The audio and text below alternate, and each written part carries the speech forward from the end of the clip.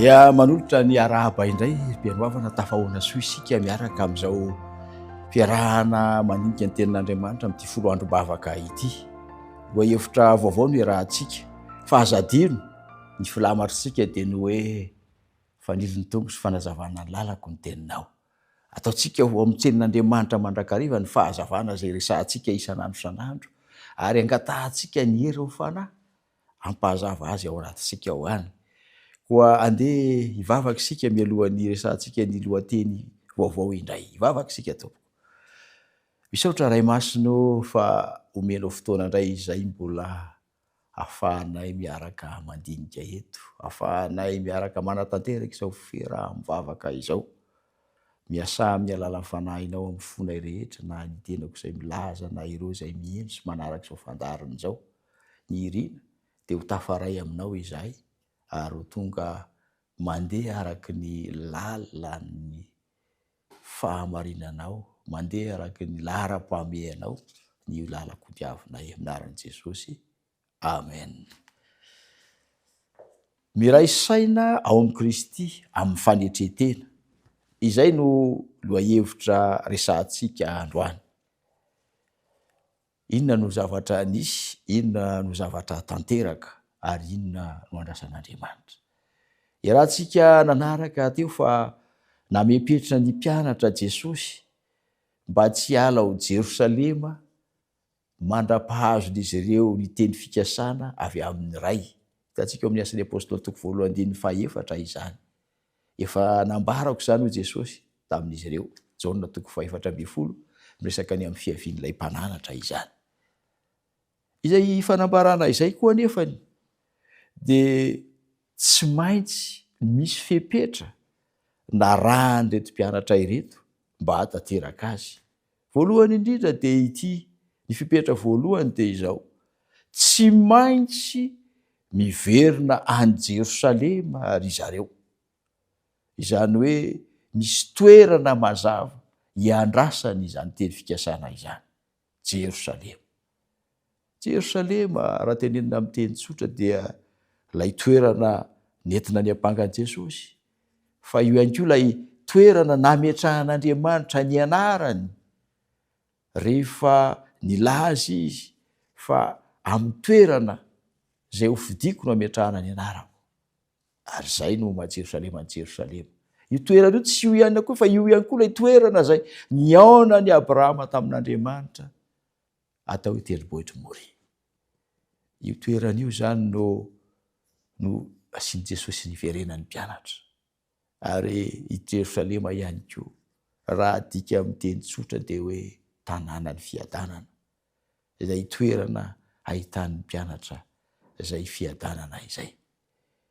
Dia izay no fepetra voalohany, miverina any Jerosalema. Ny mahafinaritra dia izao no voasoratra ao amin'ny Asan'ny Apôstôly toko 1:12. Ary izy ireo niverina tany Jerosalema rehefa avy teo an-tendrombohitra atao hoe Oliva, izay akaikin'i Jerosalema araka ny teny, araka ny mety aleha amin'ny sabata. Mazava ny fanambarana eto fa dia niverina tokoa tany Jerosalema izy ireo. Inona no nalehan'ny tany? Inona no nalehan'ny tany? Dia izao no fanambarana hitantsika ao amin'ny Asan'ny Apôstôly toko 1 io ihany. Ary rehefa tafiditra izy ireo an'ity 7:10 dia niakatra ho any an-trano ambony izay fitoerany. Dia Petera, Jaona, Jakoba sy Andrea ary Filipy sy Tomasy, Bartolomeo sy Matio sy Jakoba zanaky Alfeo sy Simona Zelota ary Jodasy zanaky Jakoba. Ireo rehetra ireo dia niray saina naharitra ny vavaka mba ny vehivavy sy Maria ren'i Jesosy ary ny rahalahy. Ry havana, izy ireo niverina nakany Jerosalema, tsy hoe niverina feno verina fotsiny, fa namorona mihitsy fomba fiaina vaovao ny arahana tao. Ny ray saina naharitra ny vavaka. Zava-dehibe izany firaisan-tsaina izany, satria izany no mampiseho fa iray ao amin'ny Kristy izy ireo. Iray ao amin'ny fanantenana, izy ireo. Izao ny fanambarana tiana hovakiana amintsika. Raha niandro ny fanatanterahana ny teny fikasana ny mpianatra, dia napietry ny fony tamin'ny fibebahana marina izy ka nyaiky ny tsy finoany. Raha natsiaro ny tenin'ny Kristy nataony tamin'ny talohan'ny nahafatesana izy, dia azo mazava kokoa ny dikany. Niverina tao an-tsainy ireo fahamarinana izay tsy tao amin'ny fitadidiana intsony, ary naverimberiny tamin'izy samisy izany. Nanome tsiny ny tenany izy noho ny tsy fahatakarany ny amin'ny mpamonjy. Efa niresantsika tamin'ny andro voalohany fa tsy fantatry ny mpianatra mihitsy Jesosy na dia niaraka tamin'ny teo aza. Tsy fantany ny antom-pisiany, fa teto vao nanomboka ny foany sainy ary fantany ny momba azy. Ary tsy vitan'izay ihany. Rehefa fantany momba an'i Jesosy, azo ny lalakombany. Dia ity ihany koa zavatra tsy maintsy nataony. Niaiky ny fahatsoany izy, ary ny fampiaiky ny fahatsoany. Nesoriny teo amin'izy ireo ny fahasamihafana sy ny tsy fitoviana, indrindra ny fiheveran-tena ho ambony izay tao amin'izy ireo. Zarontsika angamba fa nisy fotoana nangatahany reniny Jakoba sy Jaona tamin'i Jesosy nanao hoe rehefa tonga eo fanjakanao ianao dia ataovy amin'ny ankavananao sy amin'ny ankavianao reto zanako ireto. Tsaroantsika izany. Izany fanambarana izany dia milaza amintsika fa teo amin'ny lalan'ny fianatra raha mbola tsy azo ny mazavany amin'ny Kristy, dia betsaka ny lalan'ny diaviny izay tsy araka ny sitrapon'Andriamanitra. Dia tsy maintsy nianatra izy ireo, nianatra tahaka an'i Jesosy. Aoka nahakay ianareo tahaka ny anafako ny raiko. Nanahaka ny Kristy, asiany Kristy manahaka azy. Dia misy fanambarana ity nambaran'ny apôstôly Paoly, Filipiana 4:15 sy ny 15. Andeha hovakintsika amin'ny anaran'ny Jesosy izany teny izany. Filipiana 4:5, Filipiana 4:15 ka hatramin'ny 15. Vakintsika amin'ny anaran'ny Tompo.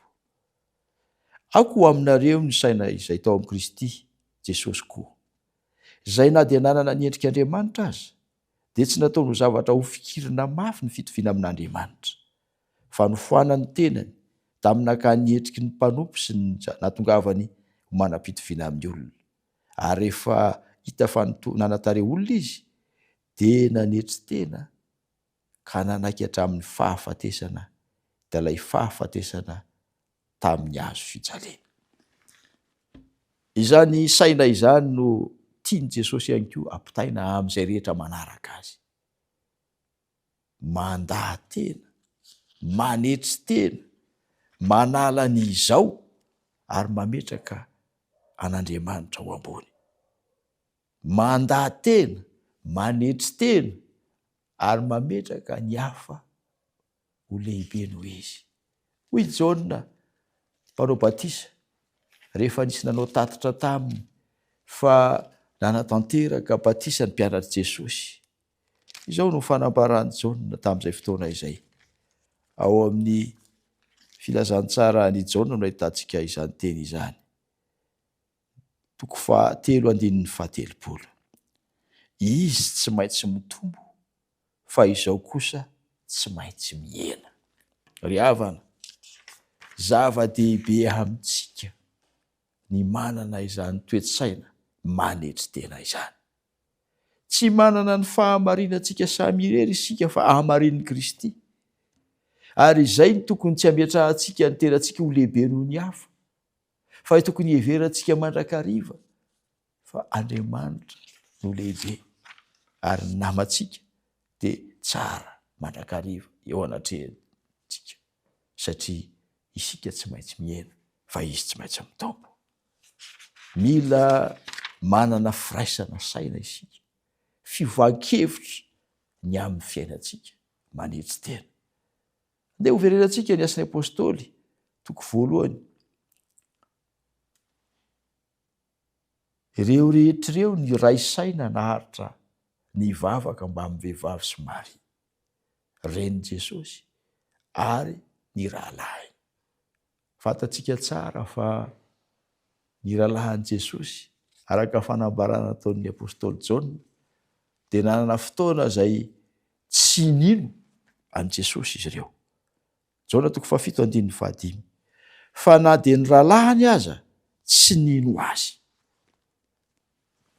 Zany hoe tena nisy fisalasalana tamin'ny momban' Jesosy izy ireny.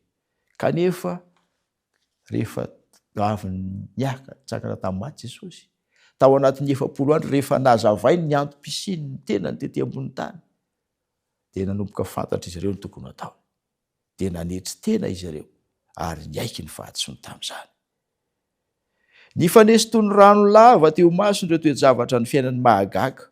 Fiainan'i Jesosy io.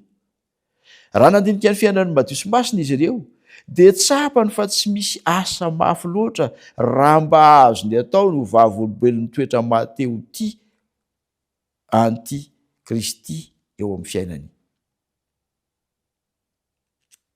Lasa izany ny fanirian'ireto mpianatra. Naniry no vavolombelona.